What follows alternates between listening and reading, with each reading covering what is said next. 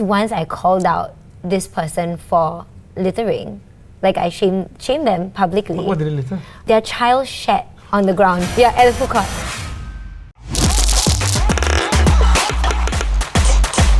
Hi, I'm JK. And I'm Jade Rasif. Welcome to the Situation Report, where we keep you informed one situation at a time. And today's situation are litterbugs. Littering. Do you litter a lot, Ms. Jade Rasif? No, I'm terrified of littering. I'm so scared to get caught that I would never do it. Like once in a while, I feel like I want to litter. Just once.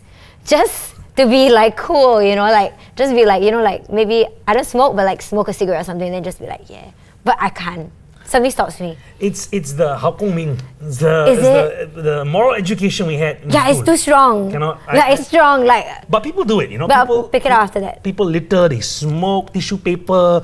I'm not sure if throwing like food on the floor after you eat, you know, the one tauge you throw on the floor, whether that's considered littering. You're supposed to pick it up. But we have a guest on the show. Yes. Who will tell us more. Dr. Serene Koh, who is director of the Singapore office of the consultancy firm Behavioural Insights Team. Welcome down to the Situation Report. Thank you for having me. And you are not speaking this as a litterbug, but as someone who has insights on litterbugs. I hope so. It's fun. So we should have a litterbug on the panel. Okay, it's not to me. give us some insight. I will give you my personal experience in a while.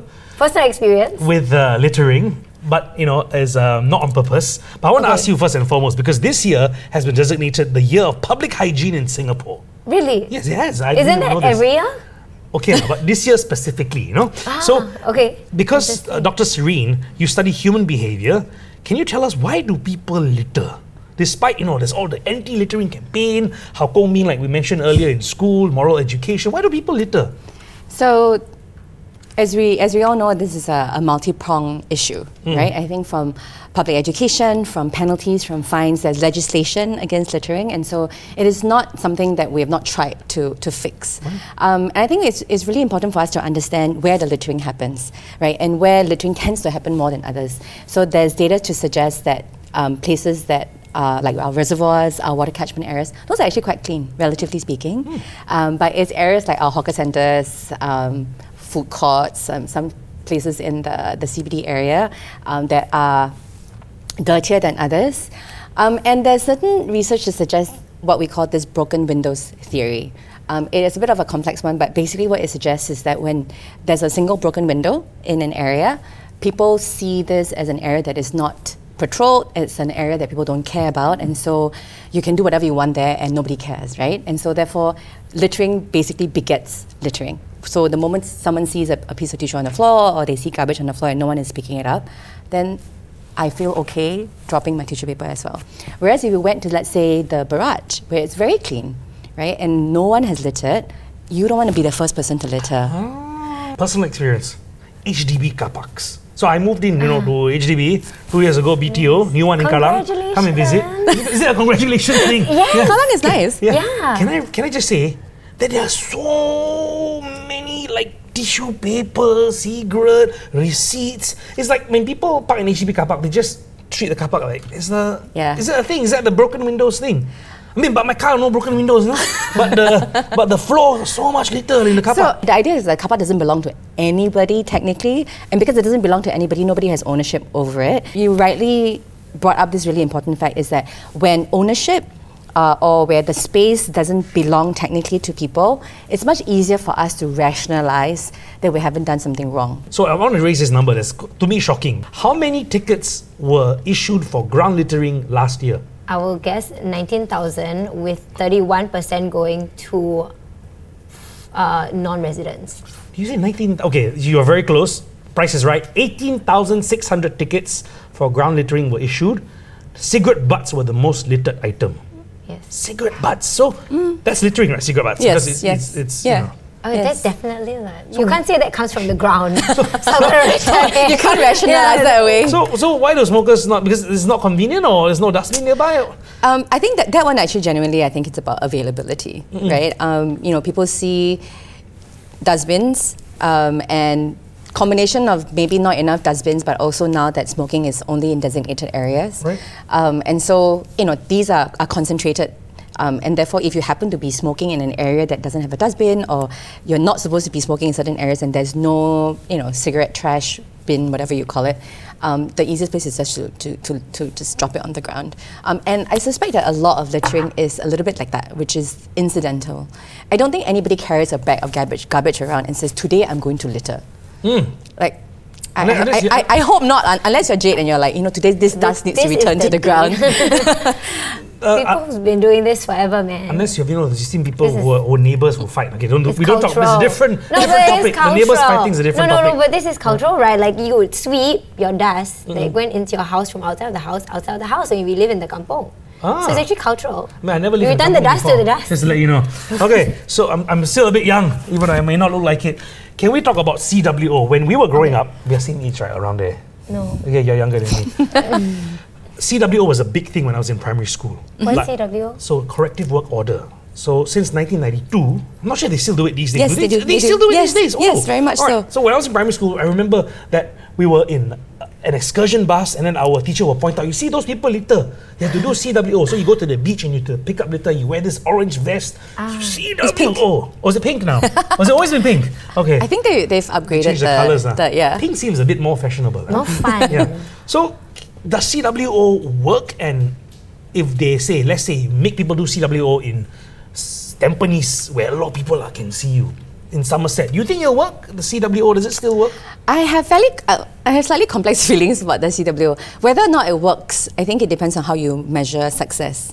What do you mean by works? So is it that we track whether or not people who have been made to do CWO don't litter again? That, I guess, would be one measure of success, which means that it is preventative, right? Does CWO make you feel ashamed? I'm not sure whether or not NEA has interviewed the people who were made to do CWO. So I think one of the things that we would ask is that when you say success, what does success look like, right? The other thing about CWO, I think, is that, when you said that you were on a bus and then you looked at these people, right? Did you recognize any of them? No. Yeah. But it's ingrained in my mind, It's in my mind. Influencers. Oh, yes. Some influencers went to litter. Yeah. So I guess you would recognize them. There was some YouTube page. Yes. Correct. I don't want to say which One of page. them is my friend. So And they actually videoed their experience serving CWO. Really? I thought someone took a picture of them and posted online. Maybe we're thinking of different... Yeah. There's more than one influencer. No, I saw that, but that person also posted Insta story. Yes. But after it went public. Yeah. So that was pretty shameful. So if you're famous and you do CWO, it may work? Yes, I think that if you're famous and you lean into it, you own it, for instance, maybe it's something that you don't want to repeat again. But most people, I think, who do CWO, they wear a hat, they wear their sunglasses, they wear a mask, and you can't really see them and recognize them, which then sort of defeats the purpose of shaming people, right? Now, I'm not saying that we should shame people more, but I think that perhaps the effect of CWO is less on maybe the person themselves, but on people like you who watch them, who see them from afar and I don't want to be like them. Right. And so I think it's important for us to think about who actually feels the impact of the CWO, whether or not it's the person who is actually performing the CWO or the people who are watching them and saying, don't be like them. And so it's an interesting sort of where the disincentive is or where the penalty is on. Speaking of shaming, I read somewhere that the government is exploring putting up pictures of people who litter. That's a big shame. That's a public shaming. What do you think of that? I think it's a bit of a complicated one. I think if you can determine that the littering has happened repeatedly, it has happened intentionally, which means someone deliberately did it, and it's harmful, right? Which means it hurt someone or maybe attracted rats, for instance, in a very serious case. Then I think maybe there's room for public shaming to come into the picture. I think it's a bit trickier to determine whose picture we should put up. Everybody? Only some people? Do we have to wait for people to tell on them? Is it just a CCTV issue? I think it's quite a bit of a delicate one to think about. When it comes to public shaming. Maybe they do too many times. Clearly this person keeps doing it. Because shaming seems a little bit extreme. And I'm just wondering, does shaming really work for this kind of crime? For me, CWO to me is a form of shaming, right? Because they wear the vest and it's been ingrained, like I mentioned earlier, in my mind since primary 4. when we're on the excursion. So it's still, to me, it works lah. Because once I called out this person for littering, like I shamed them publicly. What did they litter? Their child shat on the ground. Yeah, at the food court. So I was Is that littering? It's pooping in public littering. It's a very specific form of It's- littering. So I was eating and I was with my family, and then in front of me was another family, and maybe they're not used to I don't know, you can't shit in Singapore on the they're not ground. from Singapore? No, they were not from Singapore, but Okay. they were at the same food center, and then their child, who's around 5, takes off his pants and squats down and takes a shit in front of me, and so then my aunt goes and she's like, we don't do this here, you can't shit in public. And they didn't want to pick it up. They were like, why? He's just a child. It's just child shit. And so after being scolded, she just got a little angry, and then she took a plastic bag, picked it out in the plastic bag, really reluctantly, a pet. like a pet. But she had the plastic bag, so I think God. she anticipated that her child was going to shit. This was a while back though. I don't know if it still happens. Maybe 10 years ago. Okay, for me, right? So for me, I don't have a story like that. So the shaming didn't work. Right. The shaming didn't work. Okay, But I feel like it could be our role to call out other people when we see it. Do we ignore it? Okay, so I don't ignore. Usually, if I'm with my kid, I'm always with my kids nowadays. I'm a full-time dad now almost. And I will use my kid as a conduit to scold people. So instead of, let's say I see someone litter, I was recently at the zoo, someone just threw a wrapper on the floor. I was like, you see this uncle throw on the floor. You cannot be like that. That's what I will do. Instead of, I paiseh, I don't tend to scold people directly. So I use my kid. And then when people are rushing and pushing, see, you see this uncle keep pushing other people, you cannot be like that. That's what I usually Love it. What do you think of that behavior? Does that work? I mean, if I had to use shaming, Right. secondary shaming like what you've just done is probably a more acceptable way than. I won't say subtle, but more. No, I think it's more than just subtle, right? I think it does something to people because I think it makes them realize that they are meant to be role models for children. So it's not just a public shaming thing like, oh, look, you've done something bad. But it's like, look, you've done something bad and little children are going to be watching you.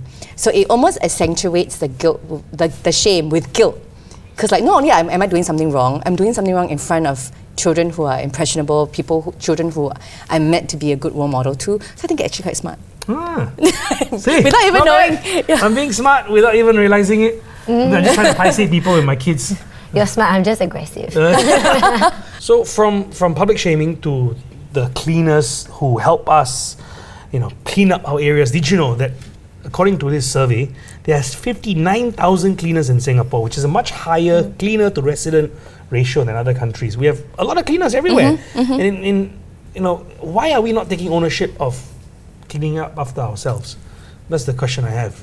Why do we have so many cleaners? It's a chicken and egg issue though. Right. So for instance, if you don't feel the need to clean because there are cleaners, then will you clean? So then which came first, right? Did the cleaners come first or do we need to take ownership first?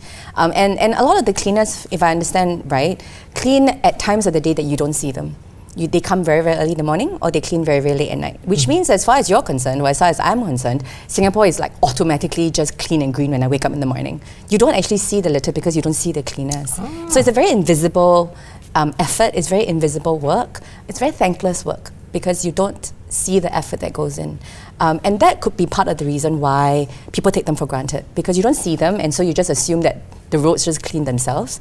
Whereas I wonder if we made that effort and that labor more visible, whether or not people would actually see how much it takes to keep our country clean. So, there's an example that I tend to talk about, which is the Japanese Shinkansen, right? So the Japanese bullet trains. Oh. So the Japanese bullet trains have a service commitment. Every time the train comes in, they have 12 minutes to turn each train around.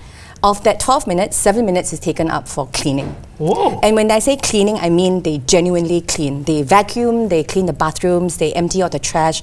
The trains should look virtually clean every time a new batch of travellers go on the train. Right. Initially, in the past, the cleaners would wear uniforms that would blend in with the seats, so you never see them, right? And then they realized when there was a change in management, I think in the early 2000s, they upgraded the uniforms. They were now bright red. You couldn't miss them if you wanted to, right? But what that meant was that as you are a traveller on the platform, looking at the train, waiting to board, you see very, very obviously the effort that goes into cleaning your train. And then you feel very paiseh, right? Like all these aunties are cleaning your train. And so what do? You make sure that you keep your train clean. Because you don't want them to have to clean all that, put all the effort to clean. Well, are you suggesting all Singapore cleaners should wear red uniforms now? No, right? No. Huh? No, but I think what I'm suggesting is if we can find a way to make it more obvious to That people are cleaning up that after it us. takes effort and that we should not litter as if you basically you absolve yourself from the responsibility because someone else gets to do it. Someone else has to clean up after you, right? But because you don't see that, you just it's okay, it will just get cleaned up by a person as opposed to it actively is someone's responsibility. Something I noticed recently, which like this is actually happened. I'm not making this up or whatever. This happened like about 2-3 weeks ago. I always park at the 6th floor of the HDB car park. Why? Okay, because it's a direct bridge. The 6th floor has a direct, the multi-story car park has a direct bridge to my block. So the kids play on the 7th floor, the neighborhood kids, and I don't know most of them, Janelle, Giselle, and all these young girls, 6-7 years old. They all were running down the stairs from the 7th floor to the 6th floor to throw their trash because there's no dustbin on the 7th floor. I'm like, I actually started saying, that is so good of you guys. And I told my kids, you see what Janelle and Giselle are doing? They actually did that.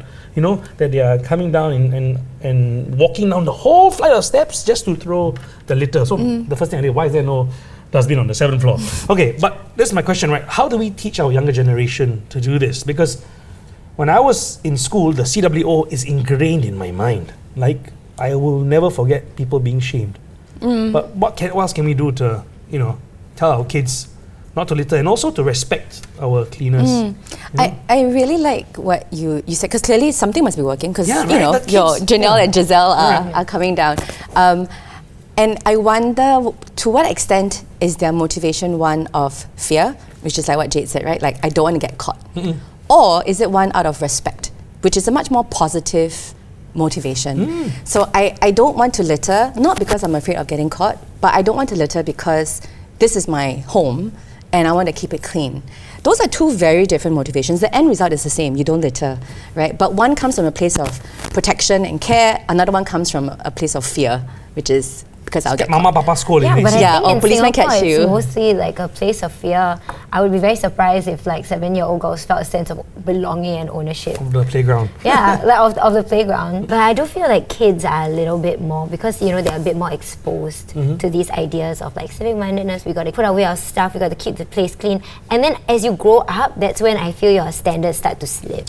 Because if you're telling me the number one most littered thing is cigarette butts, that's not kids who are doing that, right?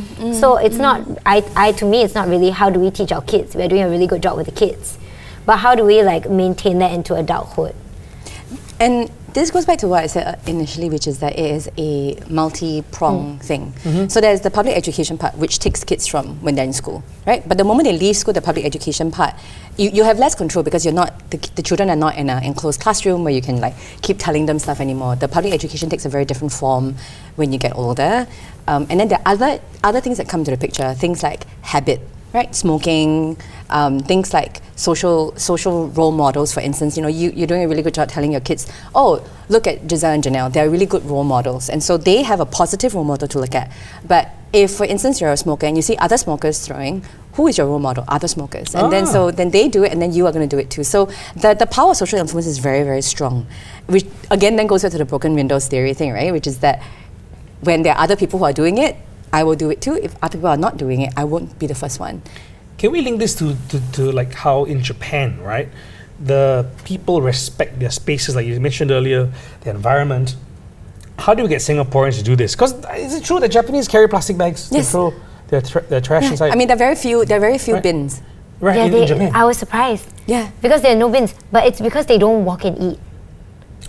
So there's no need. What do you need a bin for? You won't generate trash as you're walking. My wife is a walking sinus leaker, so she need to blow her nose. Yeah, but other than that, you wouldn't need a bin in Japan because you're not supposed to walk and eat. Everyone will glare at you and be like, "What are you doing?" But the culture is so things. For example, this is unrelated to littering, but waving at a driver who stopped the car for you, or bowing down, thank you, saying, oh my God, this is another topic we have to do. Why do kids these days don't say thank you to the hawker auntie and uncle? They don't? Like the ones mine does, I force them. I encounter a lot. So I feel it's all linked, not saying thank you, not bowing, not littering. It's all, is it all linked to, raising the kids right?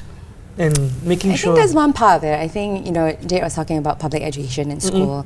I do think that the Japanese take that one step further, right? Like in terms of making sure that they clean their classrooms at the end of every day. And they don't mean that in a very sort of like surface, just make sure the person, there's a roster and then you just like sweep the floor. Like they genuinely clean. Civic mindedness, that's the word I was looking for. Yeah.